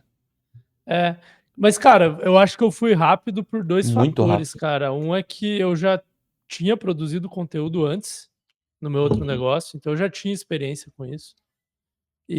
Só que é no outro nicho, lá fora, né, enfim, mas eu já sabia fazer. E a outra coisa é que eu já tenho uma experiência profissional também, né, acho que é muito diferente de um cara de 22 anos que fala: Exato. Tipo, por exemplo, se você falar: "Cara, agora eu vou virar influenciador, vou produzir conteúdo", você cresce rápido, entendeu? Se colocar seu foco nisso. Porque você tem muita história, muita experiência para contar, você tem um cara de 22 anos, porque geralmente quem faz essa pergunta é o cara de 20, 22 anos, né. Sim. Aí eu acho que demora mais e é mais difícil, porque ele vai ter que, além de produzir conteúdo, aprender coisas no caminho, né. Eu concordo. Cara, produzir conteúdo, quando a gente está falando de produzir conteúdo, no fim do dia a gente está falando de uma maneira de capturar a atenção das pessoas e influenciar essas pessoas a tomarem uma decisão que vai ser vender alguma coisa. Não necessariamente, né? Tipo, produzir conteúdo, no meu caso, produzir conteúdo já me trouxe benefícios absurdos, assim, que não está necessariamente relacionado a dinheiro, né? Tô conversando com vocês aqui, inclusive, Sim. mais ou menos porque eu produzo conteúdo, né? Então eu acho que, mas voltando, né? Perdi minha linha. Da atenção. Então, produzir conteúdo é uma das formas de você capturar a atenção e converter essa atenção. No fim do dia, a gente está falando de gerar demanda e converter essa demanda. Você consegue fazer isso com tráfego pago. O vídeo que o Johnny falou que discorda, né? A tese do vídeo é justamente essa. Tipo, você, no fim do dia, o princípio é capturar a atenção e converter essa atenção. Se você conseguir gastar, se você conseguir investir menos e converter, tipo, você coloca 1 e volta 2 no final da conta, você não precisa ficar tentando hitar no YouTube, ficar tentando viralizar no YouTube. Você consegue ir lá e comprar essa mídia, você entendeu? A galera fazendo campeonato de corte é isso, você tá comprando, entre aspas, a força de trabalho que vai te viralizar, você entendeu? A galera do marketing de resposta direta, ela compra. Antigamente, o pessoal tinha gente que ganha, até hoje tem, inclusive, gente que ganhava dinheiro com arbitragem de tráfego. Então, ou seja, o cara ia lá, comprava um lead no YouTube, no Meta, e oferecia, mostrava anúncio para esse cara, levava o cara para passar por 6 páginas distintas, ele dava 6 page views no anúncio, e o dinheiro da AdSense era maior do que o dinheiro que o cara investia na Meta. Eu já vi gente operando tipo 2, 3 milhões de reais fazendo isso. Você entendeu? Fazendo uma técnica mais ou menos parecida com essa. Acabou a mamata, né? Mas... Ainda tem gente que faz, tem gente que faz, pô, mas deve estar difícil pra caralho, né? Eu não sei exatamente como que é, e obviamente essa galera não fala, né? Mas acho que o ponto da produção de conteúdo, no fim do dia, você precisa, na verdade, o que você precisa masterizar é como capturar a atenção das pessoas e como converter a atenção dessas pessoas. O jeito mais sustentável em longo prazo e duradouro é produzindo conteúdo. Só que, para você produzir conteúdo, para você influenciar as pessoas, você tem que ter bagagem, você tem que ter substância, você tem que conseguir gerar valor para as pessoas. É o que o Bruno falou, às vezes uma pessoa de de 22 anos, 21 anos, ela não vai conseguir influenciar como uma autoridade. Ela talvez possa influenciar entretenimento. Essa galera geralmente vai muito por entretenimento, né? Exato. Tipo, uma Manu City da vida. Ela é nova, ela deve... eu entendo que ela influencia muito mais por carisma do que por... beleza, ela é uma pessoa fora da média, assim, acima da média, ela é super disciplinada, tipo atleta, tal. Isso também chama atenção. Isso por si só já é as pessoas, elas têm interesse em pessoas que têm essa habilidade, que têm essa capacidade, né? Mas no fim do dia o cara fica por carisma. É um reality show, né, cara? Tipo, o caso da Manu City, é um reality show. Exato. Um novo formato, né? Tipo, o Carlinhos Maia, cara, tem um conhecido meu que ele patrocina o Carlinhos Maia. Carlinhos Maia é um fenômeno, já vai começar aqui, ó, tá chegando. Cara, quem é Carlinhos Maia? Me desculpem a ignorância completa. Mano. Eu não sei, eu já ouvi esse nome, obviamente, eu não sei quem é. Que isso, absurdo. Quantos seguidores tem o Carlinhos Maia? Porra, absurdo. 20 milhões, talvez. Ele é influenciador? Ele é a festa do Carlinhos Maia. Nunca ouviu a musiquinha?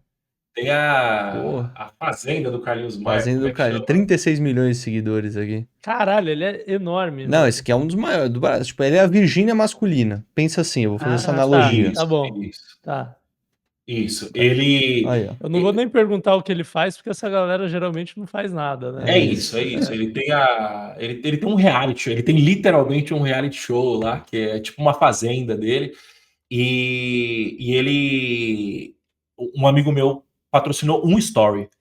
Sabe quanto tempo o story fica no ar? 1 hora e 22 minutos. Puta. Porque... Ele vai fazendo um monte. Ele vai fazendo um monte e vai comendo só fica 100, né? Stories.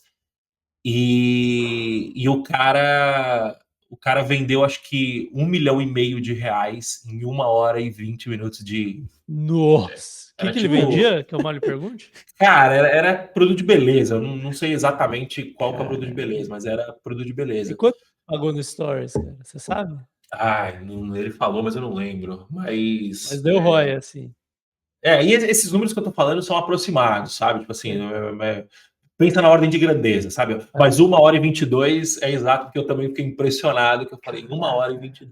E no meio de 100 stories. Esse cara é genial, mano. Os stories dele aqui, eu não sei o que tá acontecendo, mas é genial o que ele faz aqui.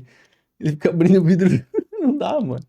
É uma novela, cara. É uma novela. Cara. Olha. E é o que o brasileiro gosta. É isso, né? Cara. A gente tá errado, velho.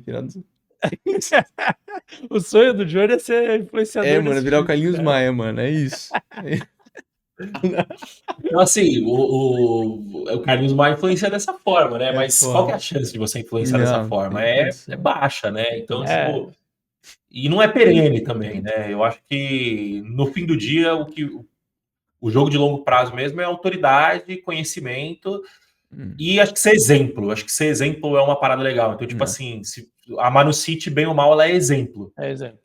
O Carlinhos Maia acho que não, a Virgínia acho que não, mas ela é exemplo para uma geração de mulheres aí, de meninas. É massa. Exato. Então, assim, você ser exemplo, aí você vai conseguir construir, vai conseguir produzir conteúdo. Mas, cara, eu tô produzindo conteúdo consistentemente desde 2019. Eu produzia conteúdo no meu outro negócio também, no curso de programação. A gente gravou, sei lá, 130 episódios de podcast, uma coisa assim. E agora a newsletter que eu escrevo, cara, eu escrevi a edição 128 hoje. E assim, meus números são modestos na internet, sabe? É uma audiência hiper qualificada. É muito qualificada, exato. Mas ela é muito... E eu nunca dediquei esforço... O meu esforço sempre foi em produzir, nunca foi em crescer, sabe? Porque é o que você falou, eu nunca peguei a sério para fazer isso, sabe? Não, e provavelmente você faz os textos, os vídeos que você quer, né? Tipo, eu faço vídeos que talvez eu não quero. Eu nunca faço uma coisa que eu não quero muito, mas, tipo, tem vídeo que eu faço que eu olho e falo, cara, acho que vai pegar visualização, vai crescer meu canal, e eu vou fazer esse vídeo que não é necessariamente o que eu faria, para trazer gente como uma porta de entrada para elas conhecerem o resto do meu conteúdo e tal. eu não tenho a impressão que você faz isso, né? Você faz mais para sua comunidade ali, para a galera que quer acompanhar o que você está fazendo. O meu princípio ali tem um cara que eu sigo, Lucas Abreu, outra boa referência. Já ouvi falar também. Em qual plataforma? YouTube também? Coloca Sunday Drops. Ele tinha uma newsletter ele tem uma newsletter chamada Sunday Drops. Ele começou a produzir conteúdo agora no YouTube e no Spotify. Cara, ele tá fazendo uns podcasts animais, assim, ele contou a história do Roberto Marinho, ele contou a história do BTG. Cara, tá muito foda esse podcast. Animal, hein? Já sei a referência da gringa que ele pegou, inclusive. Muito foda. O Acquired. Ele falou que ele chegou a fazer uma pesquisa, tipo assim, pô, vocês têm interesse num conteúdo meio Acquired e tal. E aí ele escreveu uma vez uma newsletter que eu sempre soube disso, mas eu nunca tinha racionalizado, né? Que produzir conteúdo é roubar na vida. Tipo assim, você tá roubando no game, você entendeu? Porque quando você produz conteúdo, você tá... Eu escrevi um texto sobre isso, inclusive.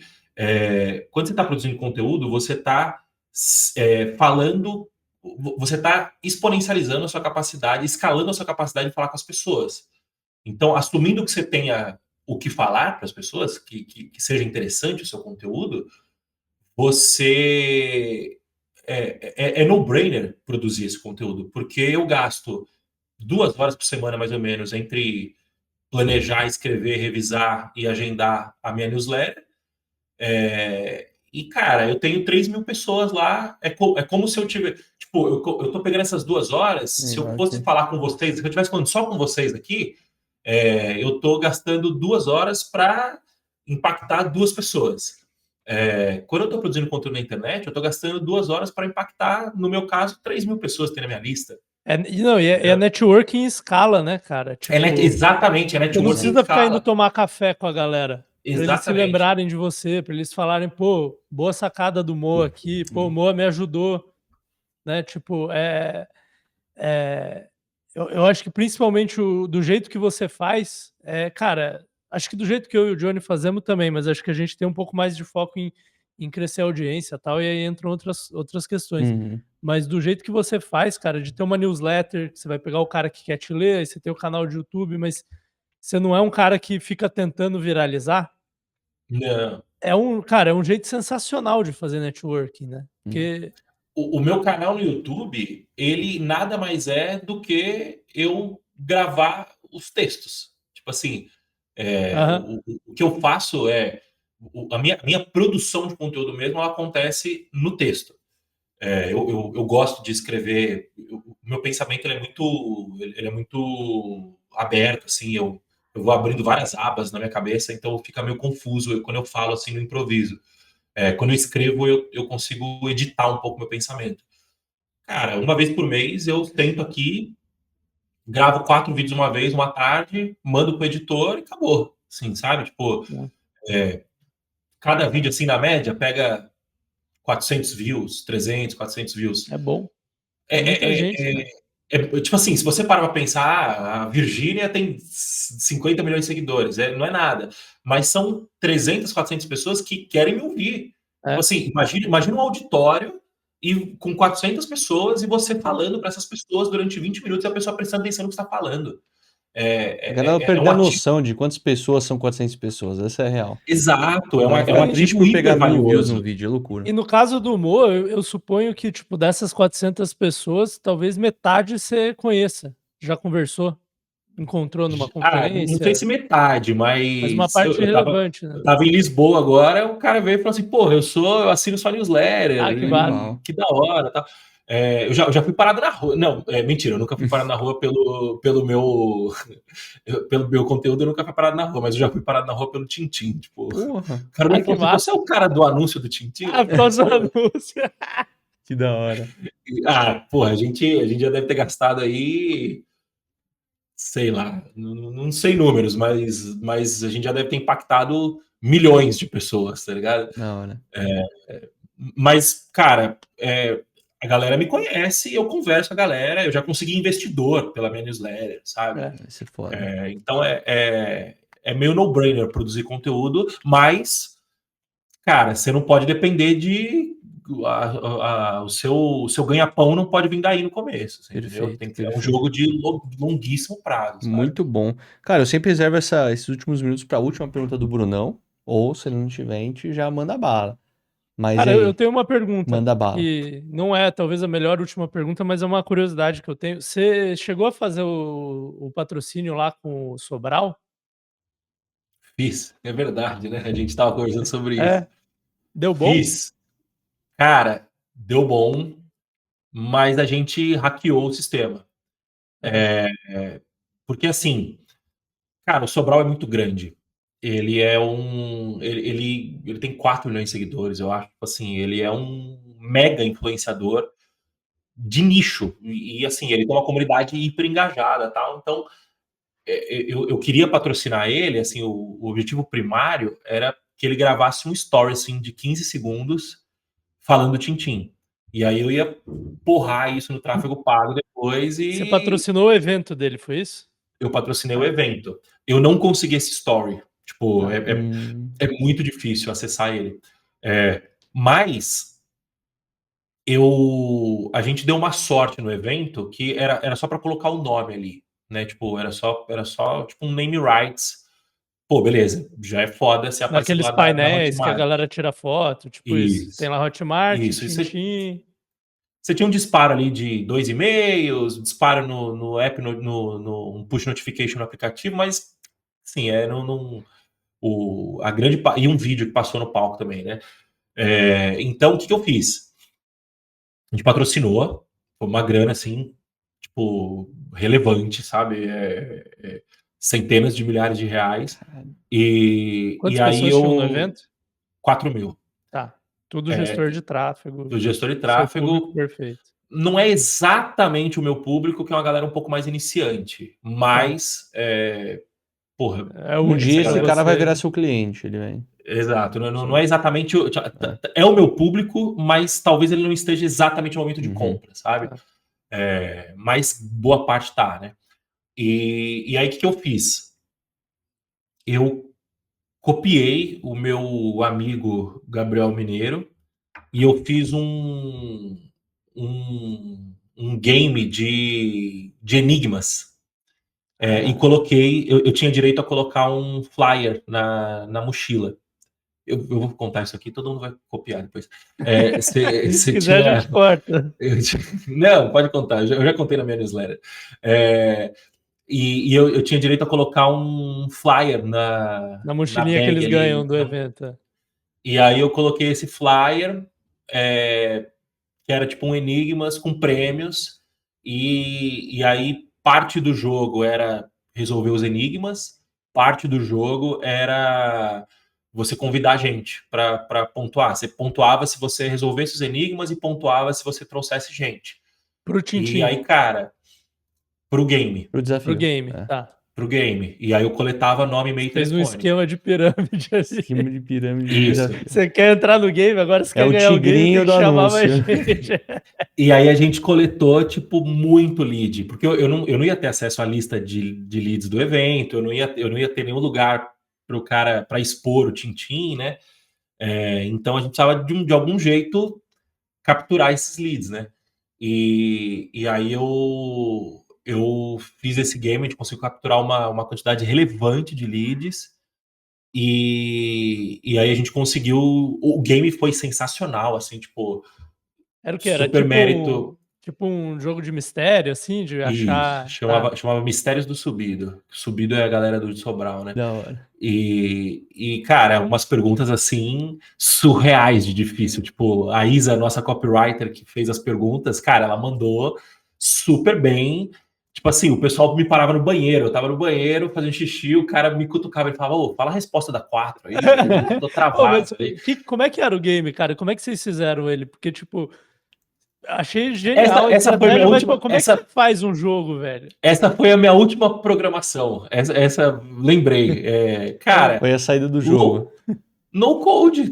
Tipo assim, no code total. Foi... Não, mas tipo, não tô falando da programação, tô falando do game design. Estrutura do game, como é que vai ser o jogo? Como é que eu pego a atenção do cara? Como é que eu envolvo ele no jogo? Tipo, o jogo era de perguntas e respostas? O que É era? um jogo simples de perguntas e respostas, não tem No final ele Mas o ganhava cara um prêmio. mistério. O cara tinha que explorar o lugar, conversar com alguém pra achar as respostas? Não, ele tinha que bater um QR Code, se Tá. cadastrar, e aí ele ia ter acesso à primeira pergunta. Ah, tá aí. Mas era, tipo, qual que era o tipo das perguntas, assim? Umas perguntas tipo, sei lá, um enigma. Tinha um enigma, por exemplo, tem um quadro aqui atrás do Poderoso Chefão. E aí tinha um enigma de tipo.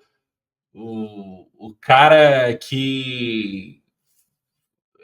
O cara que faz todo mundo. Que faz ofertas irresistíveis, sei lá. Não era exatamente isso, mas, tipo, era uns negócios assim cabuloso, porque o cara tinha que ir no Reels do Tintim para poder ver que tinha um quadro do Poderoso Chefão e conectar a coisa. Entendi. Tinha uma. Era super difícil, E quem que sabe? ganhava Tipo, o cara no final? ele ganhou um tempo X lá de Tintim, ele ganhou o ingresso do ano que vem também. A gente Legal. gastou uma graninha aí, tipo, para dar Só uma os 3 pessoa primeiros ganhava. prêmios. Tá. As 3 primeiras pessoas ganharam, as 50 primeiras ganhavam um acesso do Tintim. Tintim. Tá. E um kit ali básico com adesivo e tal. E as 3 primeiras ganhavam, acho que a primeira ganhava o ingresso VIP, um ano de Tintim, alguma coisa assim. A segunda ganhava um ingresso normal e 6 meses de Tintim, o terceiro 3 meses de Tintim, alguma coisa assim, sabe? Muito legal, hein? E a organização do evento ficou puta que você deu essa hackeada? Deixou a cara, Bruno putaça, tá ligado? eu não pedi permissão, tá ligado? Mas eu acho que não teve nenhum tipo de. Eu acho que assim, o único dano que talvez possa ter tido foi a galera prestar um pouco de menos de atenção no conteúdo porque estava jogando, sabe? Mas não acho que. Se eu fosse o Sobral e visse isso, eu ia respeitar o jogador. Eu ia falar isso. A gente jogou com o regulamento embaixo do braço, fez tudo certo. Exato, eu tinha direito de colocar um flyer na bag, exatamente. Entendeu? E aí respondendo a pergunta, né? Eu consegui capturar esses leads, a gente fez um disparo depois para essa base. E aí a gente conseguiu medir a quantidade de vendas que saiu dessa base, projetou um LTV ali, e aí, tipo, essa quantidade de vendas e esse LTV projetado já pagou ali uma parte considerável do evento. Aí quando você coloca na conta lembrança de marca, autoridade, a gente gravou conteúdo lá, cara, mas anúncio, gravamos anúncio, gravamos depoimento com o cliente, a gente contratou um filmmaker para ficar indo atrás da gente lá e produzimos muito conteúdo e inclusive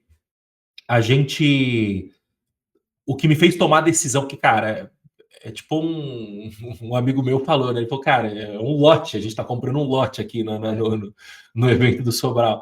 E para tomar a decisão de investir a grana, eu tava fazendo um churrasco na casa do amigo meu, e aí apareceu um anúncio meu no YouTube, a gente tava tocando pagode na TV, deu intervalo, apareceu um anúncio meu no subido do ano passado, escrito subido atrás, assim, tal. Aí eu perguntei pro meu gestor de tráfego, eu falei, mano, esse criativo aqui dá bem? Ele falou, cara, é o criativo que mais dá conversão. Aí eu falei, porra, então tá aí, né? A associação ali, mesmo que indireta. Ele é um cara que faz, tipo, outros subidos compram o produto dele, né? Exato. Então, essa associação, eu olhei e falei, cara, eu vou gravar muito material lá para rodar em tráfego pago depois. Então, se você entrar no Instagram do Tintim agora, muito provavelmente vai ter o primeiro destaque vai ser a gente no subido ao vivo. É tintim.app. Vou entrar aqui, então. É com 2 M's, Tintim? NM. .app. Deixa eu compartilhar a tela aqui. Maravilha. Vamos ver se eu vou passar vergonha ou não. Não tenho de Sobral aí. Não, tá. Quem usa o Sobral? Quem usa o Tintim? Aí tem o Sobral aí. E a gente fala. Não, isso aí foi do Rei. Aí, ó. Together, que é a agência do Sobral, tem a eles gente usam lá. também. Não, Eles são Usam, clientes. usam. Eu acho que a gente só foi convidado a ser patrocinador porque eles usam. Que legal. Muito Sobral é bem criterioso, Criterioso. assim, com as marcas que ele se associa, sabe? Muito bom. Muito legal. Então, assim, cara, não consigo te comprovar que deu ROI.